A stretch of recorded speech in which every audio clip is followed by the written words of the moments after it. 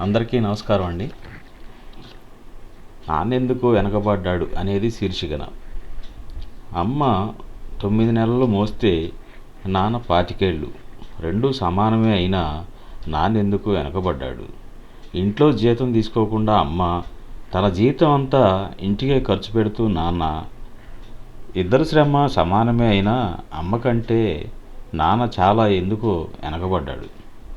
ఏది కావాలంటే అది వండి పెడుతూ అమ్మ, ఏది కావాలంటే అది కొనిపెడుతూ నాన్న, ఇద్దరి ప్రేమ సమానమే అయినా నాన్నెందుకో చాలా వెనకబడ్డాడు.